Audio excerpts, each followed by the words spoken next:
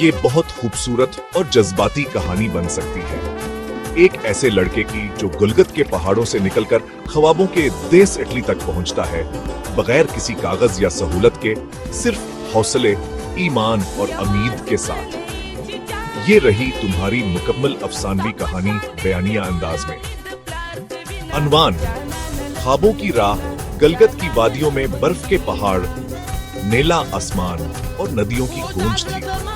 वहीं एक छोटे से गांव में सफीर नाम का नौजवान रहता था, गरीब घर का मगर बड़े ख्वाबों वाला। इसके बाप का इंतकाल हो चुका था, माँ बीमार थी और घर में रोजी के लिए कुछ नहीं बचा था। हर रात वो आसमान की तरफ देखकर सोचता, काश मैं भी किसी दिन इटली पहुंच जाऊं, वहां काम करके माँ का इलाज करा सकूं, बहन को पढ़ा सकूं और इज्जत की जिंदगी जी सकूं।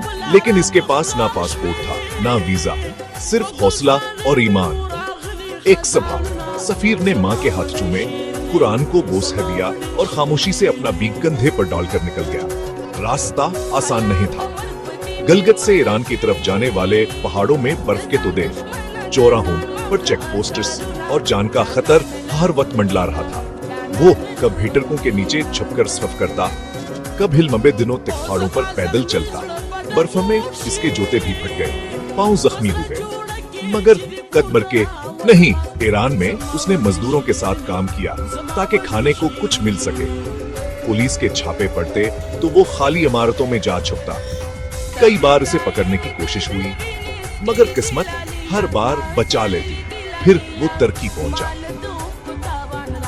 एक नया मुल्क, नई जबान और नए खतरात। वो दिन को सोता, रात को सफर करता। बाज औकात सिर्फ चांदनी उसका साथी होती। यूनान पहुंचने के लिए उसे समंदर पार करना था। छोटी रबड़ की कश्ती, 20 लोग और बेरहम लहरें। एक लम्हे के लिए उसे लगा कि सब खत्म हो गया, मगर इसने आंखें बंद करके कुरान पढ़ा और सुबह वो जिंदा साहिल पर था। महीनों के सफर के बाद बाल आखिर वो इटली पहुंच गया। पहली बार इसने इटली की जमीन पर कदम रखा तो जमीन को चूम लिया, लेकिन खुशी के साथ एक नया खौफ भी था, पुलिस का। अगर पकड़ा गया तो सारा ख्वाब खत्म। वो गैर कानूनी तौर पर मजदूरी करने लगा, कभी खेतों में, कभी कंस्ट्रक्शन पर, कभी होटलों के पीछे बर्तन धोता। दिन रात मेहनत करता, मगर दिल में एक ही दुआ थी, या अल्लाह, कभी तो मेरा भी नाम किसी कागज पर लिख दे। 5 लंबे साल गुजर गए। सफीर ने इतालवी जबान सीख ली, लोगों की मदद की और कभी उम्मीद का दामन नहीं छोड़ा।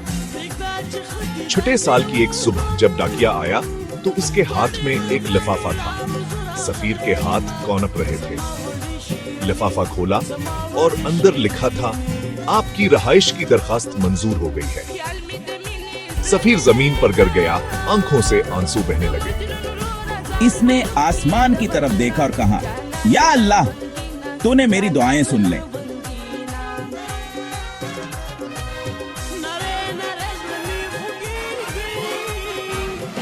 मैंने सिर्फ इटली का सफर नहीं किया, मैंने यकीन का सफर किया है। इंसान जब अपनी मंजिल पर ईमान रखता है तो पहाड़, समंदर और कानून सब आखिरकार इसके सामने झुक जाते हैं। और उस दिन से गलगत का वो लड़का सफीर उम्मीद के नाम से जाना जाने लगा। अगर तुम चाहो तो मैं ये कहानी इनमें से किसी अंदाज में दोबारा लिख सकता हूँ, ड्रामाई या फिल्मी अंदाज, डायलॉग्स के साथ। 2 नावल तर्ज में, तफसीली मनाजर और एहसासात के साथ।